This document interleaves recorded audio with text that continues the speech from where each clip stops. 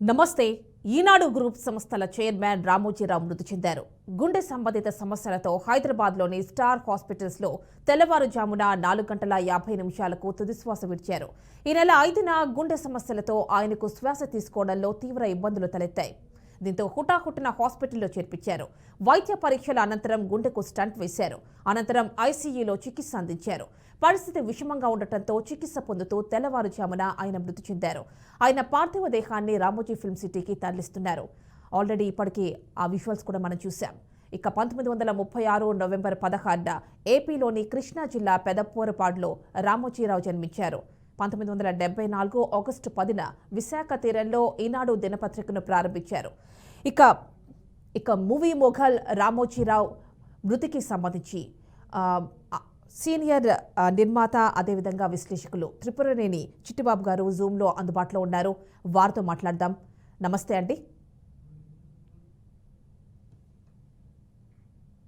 చిట్టిబాబు గారు, అంటే రామోజీరావు అంటే కేవలం ఆయన ఒక పేరు మాత్రమే కాదు, ఒక బ్రాండ్ అని, మూవీ మొఘల్గా మూవీస్లో మాత్రమే కాదు రకరకాల రంగాల్లో ఆయన స్పృశించని రంగం ఏదీ లేదని చెప్పుకోవాలి. మరి అలాంటి వ్యక్తితో మీకున్నటువంటి అనుబంధం ఏంటి? నాకున్న అనుబంధం చాలా చాలా మా తండ్రి గారితో నాతోటి మా తండ్రి గారితో ఆయన చాణక్య సీరియల్ రాయించుకుంటాం, మహాభారతం రాయించుకున్నారు. మహాభారతం రెండు పార్ట్ 1 పార్ట్ 2గా పెద్ద స్క్రిప్ట్ రాయించుకుని హాలీవుడ్ లో దాన్ని రిజిస్టర్ చేయించారు. హాలీవుడ్ లో అది తీరని కోరిక, ఆయన తీయాలనుకున్నారు. పెద్ద ఎత్తున తీయాలని రాజ్ కుమార్ సంతోషి డైరెక్టర్ గా పెట్టి మా నాన్నగారితో రాయించారు. ఆ రోజుల్లో నాన్నగారితో ప్రయాణం చేయడం, రామోజీ గారిని చేయటం, అనేక సందర్భాల్లో ఆయన కలవటం, ఆ స్క్రిప్ట్ చాలా మహత్తరంగా వచ్చిన స్క్రిప్ట్ అది ఆయన కోరికగా మిగిలిపోయింది. అది నెరవేరలేదు.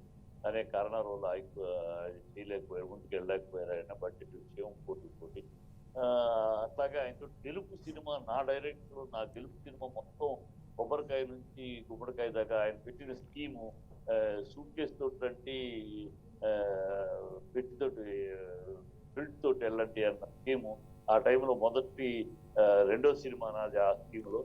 అలాగే సూట్ కేసుతో వెళ్ళి అలాగే ప్రింట్ తోటి మొత్తం సినిమా అక్కడే చూశాను. అది చేశాను. ఆ సందర్భంలో ఆయనతో కలిసిన సందర్భాలు, ఆయనతో విన్న మాటలు చాలా మధురమైనవి, మర్చిపోలేదు. అసలు రామోజీరావు గారు అంటే కేవలం ఒక మామూలు వ్యక్తికే కాదు, ఒక పత్రికా రంగానికి రామోజీరావు గారు ముందు, రామోజీ గారి తర్వాత విభజించిన పత్రికా రంగం.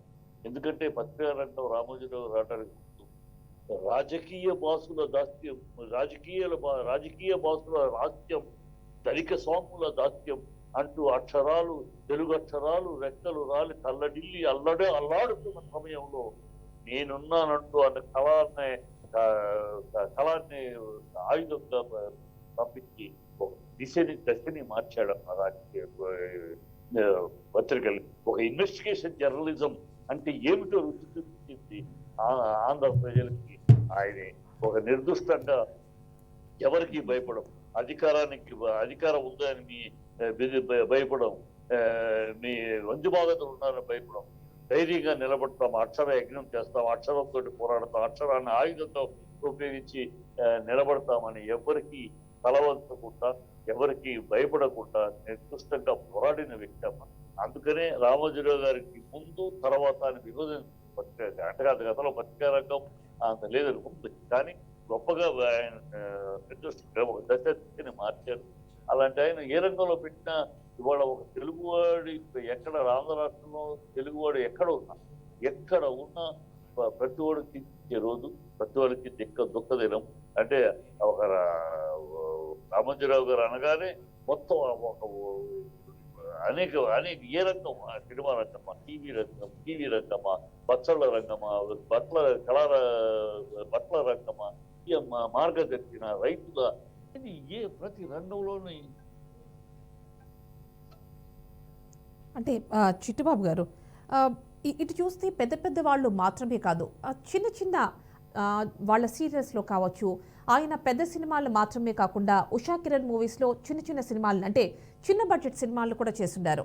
అంటే అందులో కొత్త వారికి అవకాశాలు ఎక్కువగా ఇచ్చారు, కొత్త డైరెక్టర్స్ కావచ్చు, ఆర్టిస్టులకు కావచ్చు, వాళ్ళందరూ కూడా చాలా బాధపడుతున్నటువంటి పరిస్థితి ఇప్పుడు.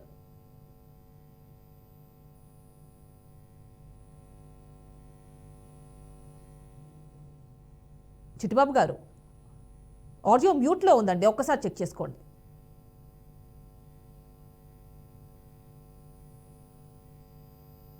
వినపడుతుందమ్మా? వినిపిస్తోందండి. అదేనమ్మా, రామోజీరావు గారు ఒక చరిత్ర, ఒక వ్యక్తి కాదు, ఆయన ఒక చరిత్ర.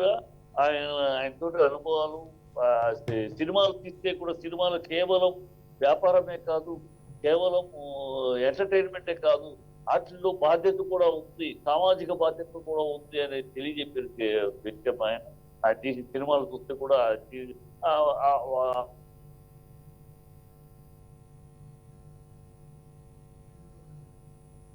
చేసిన పనులు కానీ ప్రతిదీ ఇవాళ ఆయనకి పద్మవిభూషణ్ వచ్చినా, ఇంకో అవార్డు వచ్చినా, ఇంకో రివార్డు వచ్చినా, అవన్నీ కూడా వాటికి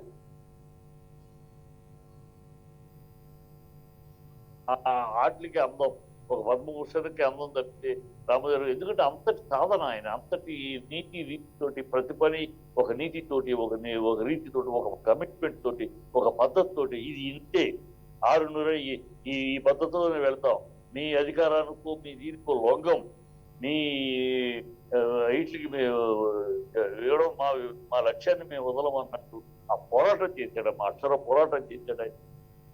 అలాంటి ఆయన్ని కోల్పోవటం ప్రతి ఆంధ్రుడికి, ప్రతి తెలుగువాడికి దురదృష్టకర దినం ఈ దినం. మళ్ళీ మాలాంటి వాళ్ళకి అదృష్టం ఏంటంటే ఇలాంటి మహనీయులు జీవించిన కాలంలో మేము కూడా జీవించాం, మేము పనిచేస్తామని ఒక ఆనందం. ఆనందం ఈ దుఃఖ దినం మాత్రం మర్చిపోలేదు. ఎందుకంటే నాకు ఆయనతోటి మామూలు బంధం కూడా ఉంటాం, నా నాన్నగారితో ఆయన రాసుకుంటాం. 18 పర్వాలు, ఒకటే కాదు 18 పర్వాల ఒక ఇది మహాభారతం. ఒక్కొక్క గదిలోకి వెళితే మొదటి పర్వం దాని యొక్క విజువల్స్ తోటి, ఆడియో తోటి అది నాన్నగారు రాయటం. అట్లాగూ ఆ రోజులు తోటి వెళ్తూ ఉంటాం. నేను దాంట్లో ఉంటాం. ప్లస్ నా సినిమా, నా డైరెక్షన్ సినిమానే అక్కడ పూర్తిగా చేయటం. ఆ రోజుల్లో 2-3 సార్లు ఆయన కలిసే సందర్భాలు కలగటం, ఆయనతో మాట్లాడటం. ప్రతి మాటలో, ఆయన మాటలో కూడా ఖచ్చితంగా లూజ్ టాక్ ఉండదు, అనవసర మాటలు ఉండవు, అనవసర విషయాలు ఉండవు. మాట్లాడిన 10 నిమిషాలు మాట్లాడినా, పావు గంట మాట్లాడినా ప్రతిదీ ఒక విలువైంది, ఒక విషయ పరిజ్ఞానంతో కూడింది, ఒక విషయం సూచికతో కూడింది. తప్పితే పిచ్చపాటి మాటలు నేనైతే చూడలేదు. అది మా నాన్నగారితో కూర్చున్నప్పుడు కానీ, నేను పనిచేసినప్పుడు కూర్చున్నప్పుడు కానీ ఎప్పుడు ఆయనతో అలాగ అనవసరపు ఒక్క 10 సెకండ్లు కూడా ఒక అనవసరపు మాటలకు వేస్ట్ చేసిన విషయం చూడలేదు. అందుకని జీవితంలో అంత ఎక్కి ఎదగలిగాడు ఆయన. ప్రతి నిమిషము ప్రయోజనకరంగా ఉండాలి, ప్రతి ఆలోచన ప్రయోజనకరంగా ఉండాలి, ప్రతి అడుగు ప్రయోజనకరంగా ఉండాలి అని తపన పడ్డ వ్యక్తి, అది సాధించిన వ్యక్తి. ఆయన కోల్పోవడం చాలా దురదృష్టం. అంటే చిట్టిబాబు గారు ఆయన్ని అక్షర యోధుడిగా అభివర్ణిస్తూ ఉంటారు. పర్టికులర్గా వాళ్ళు అంటే మీడియాలో కావచ్చు, అంటే ఆయనకి సంబంధించిన గ్రూప్ ఆఫ్ ఎలక్ట్రానిక్ కావచ్చు, ప్రింట్ మీడియాలో కావచ్చు, కొన్ని వర్డ్స్ కూడా కామన్గా యూజ్ చేసే ఇంగ్లీష్ వర్డ్స్ లైక్ ఇంటర్నెట్, దాన్ని కూడా వాళ్ళు అంతర్జాలం అని వాడుతూ ఉంటారు. సో మరి అలాంటి విషయాలకి సంబంధించి ఎలాంటి అభిప్రాయం వ్యక్తం చేస్తారు? అదేనమ్మా, ఆయన తెలుగు భాషను ఎంతగా ప్రేమించారనే దానికి అది నిదర్శనం. తెలుగు మృత భాష కాకూడదు, మృత భాష అయ్యే దాన్ని దరిదాపుల్లోకి వెళ్తుంది, దాన్ని కాపాడుకోవాల్సిన అవసరం ఉంది. తెలుగులోని తీయదనాన్ని, కమ్మదనాన్ని మనం ఆస్వాదించుకుంటూ బతికించుకోవాలని తపన పడేవారు. ఇప్పుడు అలా తమిళ ప్రభుత్వాలు వాళ్ళు తమిళనాడులో ఇది చేశారమ్మ గతంలో. ప్రతి పదాన్ని తెలుగులో సెక్రటరీ అంటే శైలాళర్ తమిళ్లో పెట్టారు. అవునండి, అవునవును. వాళ్ళ సినిమా టైటిల్స్ కూడా తమిళ్లో ఉంటే వాళ్ళకి ఏదో సమ్ కన్సెషన్స్ మీద వస్తూ ఉంటుంది, వాళ్ళకి చేశారు. అది తర్వాత రామోజీరావు గారే ఆ తెలుగుతనాన్ని కాపాడుకోవాలని ఆ పట్టుదల తెలుగు రాష్ట్రంలో ఈయనే దాన్ని శ్రీకారం చుట్టి ముందుకు నడిపించారు. నిజంగా అమ్మా, నిజంగా తెలుగు భాషను బతికించుకోవాల్సిన బాధ్యత అందరికీ ఉంది. కానీ రామోజీరావు గారు దాన్ని కంకణం కట్టుకుని దాని మీద ఆ, పుస్తకం వేసి అనేక చర్చలు పెట్టి దాని మీద ఇలా కావాలి. ఇవాళ కూడా పేపర్లో చూస్తే ఇంగ్లీష్ పదం రాకుండా అతి జాగ్రత్త పడుతున్న పత్రిక ఏదైనా ఉందంటే ఒక ఈనాడే. అట్లా సినిమాలు తీసినా ఒక సంస్కారపక్షమైన, ఒక బాధ్యతాయుతమైన, ఒక సామాజిక స్పృహతో కూడిన సినిమాలు. అది ఏది చేసినా ఆ సమాజం, ప్రజలు, పేదలు అనే ఈ మనసులో ఉండేదమ్మా. అందుకనే అన్నాను, ఆ, రాజకీయ వాసుల దాస్యం, రాజకీయ వాసుల లాస్యం, ధనిక సోముల దాస్యం చేస్తూ చేస్తున్న అక్షరాలు తమ రెక్కలు రాలి తల్లడిల్లిపోతున్న తరుణంలో తన అక్షరాన్ని ఆయుధంగా మార్చి అక్షరానికి జీవం పోసిన యోధుడు ఆయన. మహాయోధుడు ఆయన చరిత్ర మరిచిపోతూ ఆయన ఆంధ్రప్రదేశ్ తెలుగు భాష ఉన్నంత కాలం ఆయన పేరు చిరస్థాయిగా ఉంటుంది. రామోజీ అనగానే ఒక కళ్ళ ముందు ఒక విశ్వరూపం, ఒక చరిత్ర కనబడుతుంది. ఇన్ని చేసిన వ్యక్తి, ఒక మనిషి ఇన్ని చేయగలగడా, ఒక మనిషి ఇన్ని సాధించగలడా, ఇన్ని రూపాలు ఎత్తగలడా ఒక మనిషి అనే దానికి రామోజీరావు నిలువెత్తు సాక్ష్యం అమ్మ. ఆయన పట్టలు పెట్టినా బట్టల వ్యాపారం పెట్టినా, టీవీలు పెట్టినా, పేపర్లు పెట్టినా, సినిమాలు తీసినా, ఏమి చేసినా, ఏం తీసినా దానికి ఒక ప్రత్యేకత, దానికి ఒక కేటగిరీ ఏర్పడుతూ దానికి ఒక విలువను సంపాదించుకున్నారు. ఆయనతోటి పనిచేసాం. ఆయనతోటి నా కుటుంబానికి బంధం ఉంది చెప్పుకోవటంలో గర్వపడుతున్నా, సంతోషపడుతున్నా. ఆ సందర్భాలు మా నాన్నగారితో వెళ్ళి ఆయన కలిసిన సందర్భాలు కానీ, నేను నా సినిమా చూసినప్పుడు ఆయనతో ముచ్చటించిన సందర్భాలు కానీ మరువులేని చాలా గౌరవప్రదమైన జ్ఞాపకాలు, తీపి జ్ఞాపకాలు అంట కన్నా కూడా స్ఫూర్తిదాయకమైన జ్ఞాపకాలు. ఆయన మా కుటుంబానికి ప్రగాఢ సానుభూతి తెలియవచ్చుకున్నాను. చిట్టిబాబు గారు, అంటే ఆయన మాత్రమే గుర్తింపు తెచ్చుకోవడం కాదు, ఆయన సాధించినటువంటి విజయాలతో లైక్ మనం చెప్పుకోవచ్చు ఏషియాలోనే అతిపెద్ద ఫిల్మ్ సిటీ. సో ఇలాంటి విషయాలతో కూడా ఒక గుర్తింపు తీసుకురావడం. అవునమ్మా, సాధన సాధించి ఆయన ఎక్కడో కృష్ణా జిల్లా పెదమన్నం నుంచి మొదలెట్టి ఆయన జీవితం మొదలెట్టి ఈ ప్రయాణం అది వర్ణించుకుంటూ చెప్పుకుంటూ పోతుంటే చెప్పనలవు కానీ ఒక గ్రంథం అది. అలా సాధించి కమ్యూనిజంలోకి వెళ్ళి ఎక్కడి నుంచి వచ్చి బట్టల వ్యాపారం చేస్తూ అక్కడి నుంచి మార్గదర్శి 62లో మార్గదర్శి పెట్టి అక్కడి నుంచి 76లో ఈనాడు పెట్టి ఇట్లాగూ స్టెప్ స్టెప్ ఎక్కడా కూడా విశ్రాంతి చెందకుండా వచ్చిందా ఇది అయింది కదా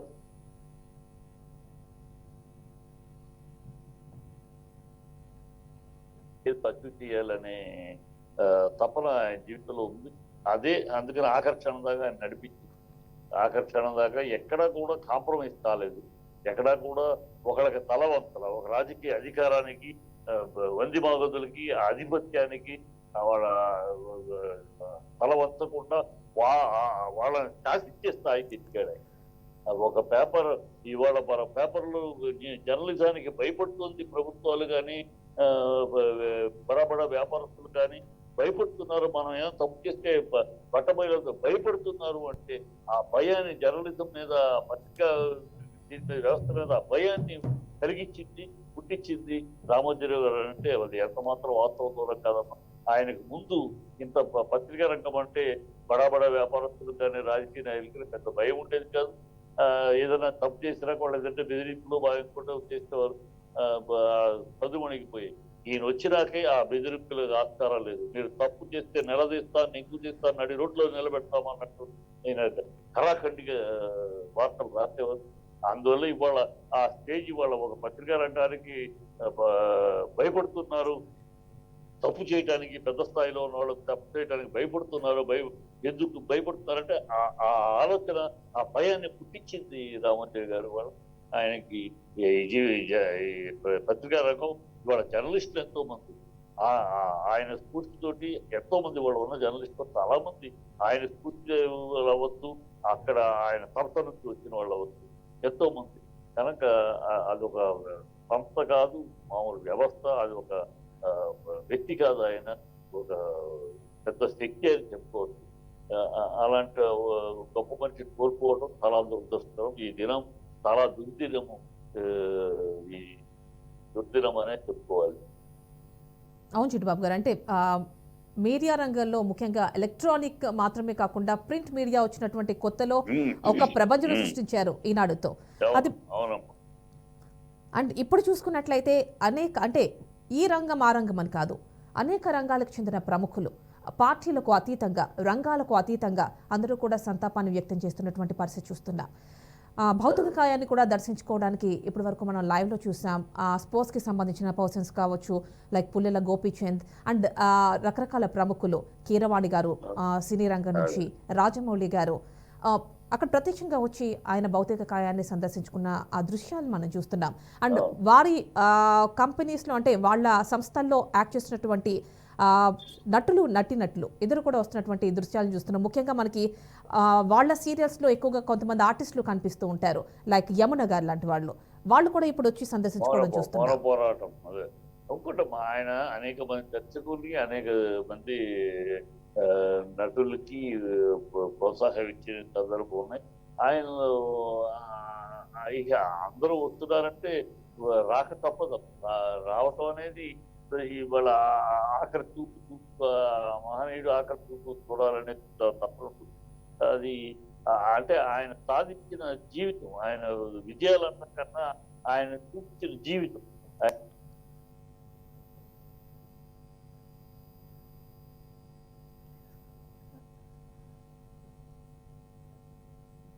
చిట్టిబాబు గారు,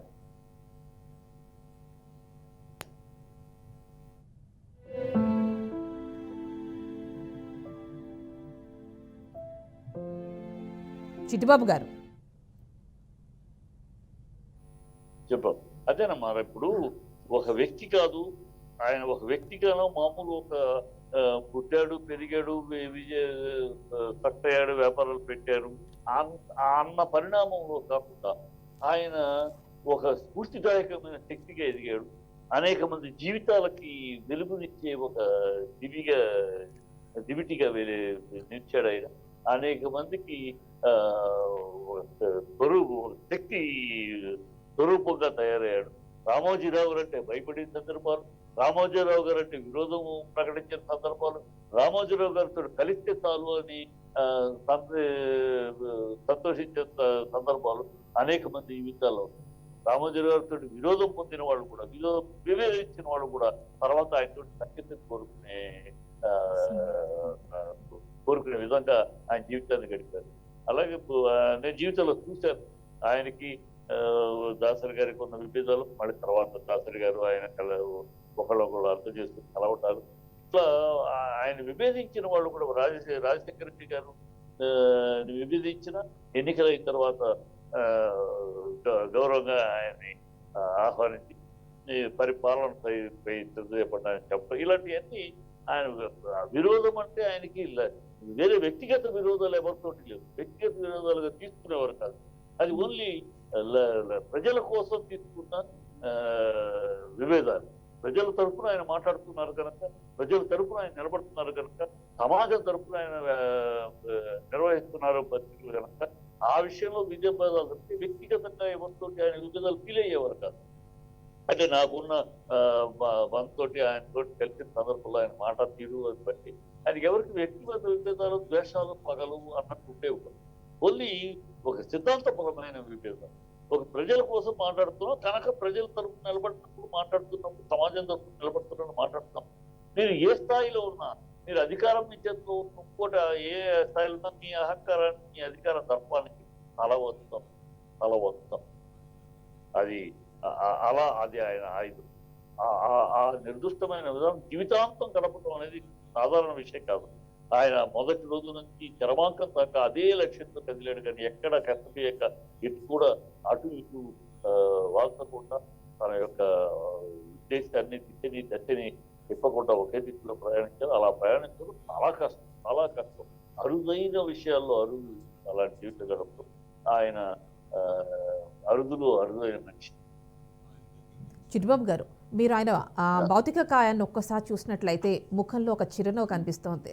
అంటే ఆయన చాలా సంతృప్తిగా ఎదగాల్సినటువంటి హైట్స్ని చూడాల్సినటువంటి హైట్స్ అన్ని నేను చూశాను అన్న ఒక సంతృప్తి ఆ చిరునవ్వు కనిపిస్తుంది. అబ్జర్వ్ చేశారా? అది ఆ సంతోషం జీవితం ఎందుకంటే కానీ ఆయన సంతృప్తి అంటే ఇంకా ఎప్పుడు లేదమ్మా ఆయన జీవితం. ఆయన ఎప్పుడు ఇంకా okay it's all right I have done it అని ఏనాడు లేదమ్మా. ఆయనతో ఇంకా ఏదో చివరి నిమిషం దాకా ఏదో చెయ్యాలి ఏదో సంథింగ్ వేస్ట్ చేయకూడదు. నా జీవితంలో ఏ నిమిషం కూడా వేస్ట్ అవ్వకూడదు, ఏ నిమిషం కూడా వృధాగా ఉండకూడదు. ప్రతి నిమిషానికి ఒక ప్రయోజనం ఉండాలి, ప్రతి అడుగుకి ఒక విధం అని ఆలోచించేవారమ్మా.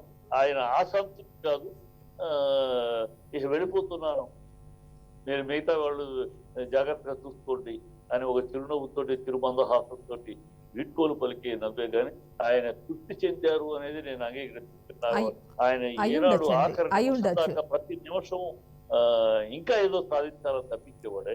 ఆయన దృష్టిలో మహాభారతం తీయలేదనేది 18 పర్వాల ఈ కట్టాలి, దాంట్లో ప్రతి 100 సినిమాలు కూడా కంప్లీట్ చేయాలి అనుకున్నారట కదా ఆయన బ్యానర్ పైన.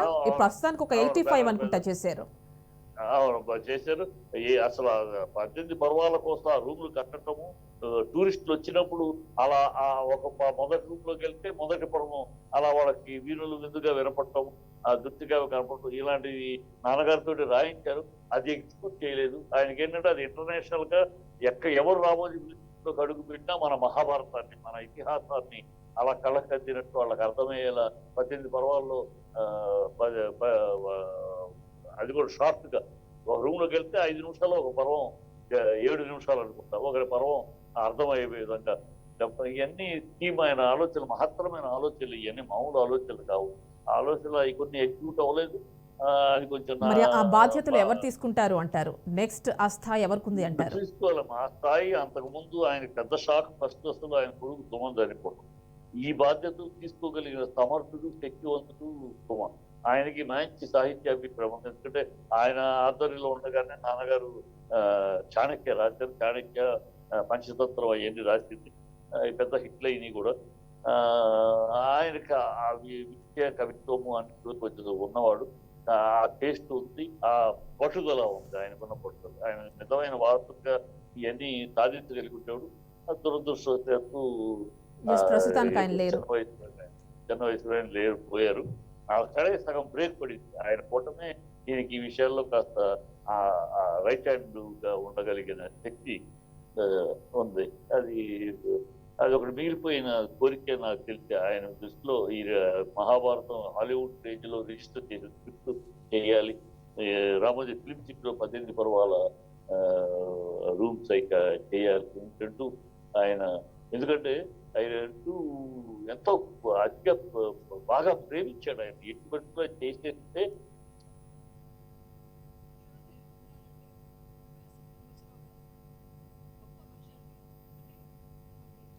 భారతీయ ఇతిహాసం అందరికి ఎవరు వచ్చినా, అనేక మంది విదేశీయులు వస్తున్నారు, వచ్చిన వాళ్ళందరికీ ఘనంగా తెలిసిపోతుంది.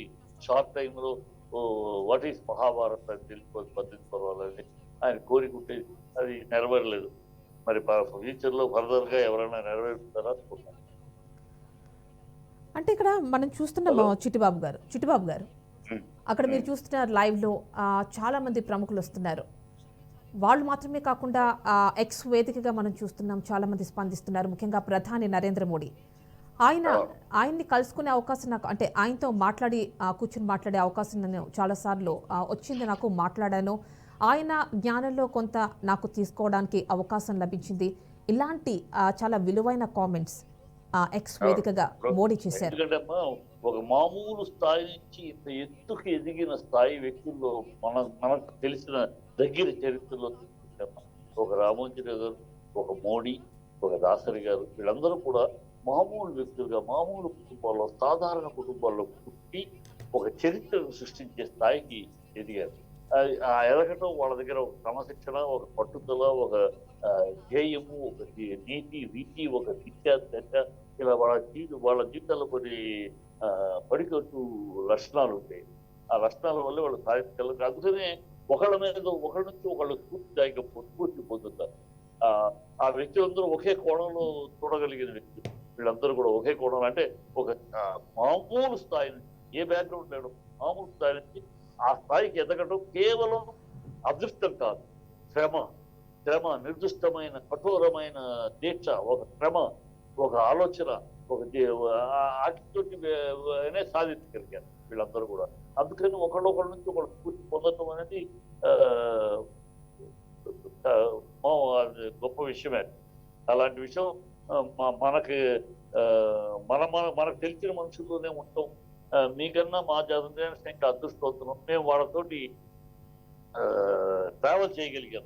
నా అదృష్టం రామోజీ గారితో ట్రావెల్ చేశాను, ఆయనతో ఆయన స్టూడియోలో నా సినిమా తీసిన మా నాన్నగారు, అలాగే దాసరి గారితో ట్రావెల్ చేశాను ఇండస్ట్రీలో. అలాగే మోడీ గారితో నేను బీజేపీలో ఉంటూ మోడీ గారితో 2011 అంతకు ముందు నుంచి కూడా ఆయన వెంకయ్య నాయుడు గారు ప్రెసిడెంట్ గా ఉన్నాడు, పార్టీ ప్రెసిడెంట్ గా ఉన్నప్పుడు ఆయన సెక్రటరీగా ఉన్న రోజుల నుంచి కూడా ఆర్గనైజ్ రోజు నుంచి కూడా పరిచయం ఉండటం, కలవటం, ఆయనతో కూడా ట్రావెల్ చేయగలగటం, అలాంటి వాళ్ళకి అదృష్టం ఒక వరమే అనుకో జీవితంలో. అంటే ఇలాంటి గొప్ప మనుషుల జీవితం ఉన్న రోజుల్లో మేము ఉన్నాము. మేము సాధించామో సాధించలేకపోయినా ఇలాంటి గొప్ప వ్యక్తులు ఉన్న రోజుల్లో మేము కూడా we are part of this society, మేము కూడా ఉన్నాము అని గర్వంగా చెప్పుకోవచ్చు. నేను చూసాను, మేము ఉన్నాము, మాట్లాడడం, ఉపయోగించుకుని సహవాసం పరిచయం ఉందని చెప్పుకునే అదృష్టం మా తరంలో మా లాంటి వాళ్ళు. అదొక దేవుని బ్లెస్సింగ్ చెప్పుకోవచ్చు. అంటే చిట్టిబాబు గారు, మనం ఇక్కడ చూసుకోవచ్చు, అన్నదాత లాంటి ఒక పత్రిక ప్రారంభించారు. ప్రారంభించడం మాత్రమే కాదు, అప్పట్లో 69లో. సో ఇప్పుడు స్టిల్ ఈటీవీలో అన్నదాత అనే ప్రోగ్రామ్ కూడా కంటిన్యూ అవుతోంది. అంటే మనం చూస్తున్నాం ఆ ప్రోగ్రామ్కి ఉన్నటువంటి విశ్వసనీయత. అంటే రైతుల్ని కూడా ఆయన ఏ విధంగా వాళ్ళ పట్ల ఉన్నటువంటి శ్రద్ధ. రైతు సమాజమే వస్తే సమాజంలో రైతుకు పట్టం కట్టాలని కోరుకునే వ్యక్తి ఆయన. రైతుకు పట్టం కట్టాలి, రైతు అనేవాడు అనేవాడిని ఒక రాజుగా చూడాలని కోరుకున్న వ్యక్తి ఆయన. అందుకని రైతునే పెట్టింది ఆయన, అన్నదాత పెట్టింది. అది అందుకని చెప్తాం, ప్రతిదీ కూడా అనాలోచితంగానో ఏదో డబ్బులు వ్యాపారం ధోరణిలో చూడలేదమ్మా ఆయన. వ్యాపారం ఉంటుంది, వ్యాపార ధోరణిలో చూడకుండా దాని యొక్క పర్పస్ సర్వ్ అవుతుందా, దాని యొక్క ఎందుకు ఈ విషయం ఎందుకు అవసరం, అది కరెక్ట్ గా సర్వ్ అవుతుందా, అది ప్రజలకు అవసరమైన మనం చెప్పాలనుక అందుబాటులో ఉందా, వాళ్ళ ప్రయోజనం ఉంటుందా, ఇది ఆలోచించాడు ఆయన. అది ఉంటే కేవలం వ్యాపారం ధోరణితో కాకుండా అది సామాజిక శ్రేయస్సు, సామాజిక ప్రయోజనం అనే దృష్టిలో ఆలోచించాడు ఆయన. అందుకని కాగలిగాడు. అన్ని ప్రజల గుండెలకు దగ్గరలోకి వెళ్ళగాలి. ఓకే చిట్టిబాబు గారు, థ్యాంక్ యూ సో మచ్ అండి.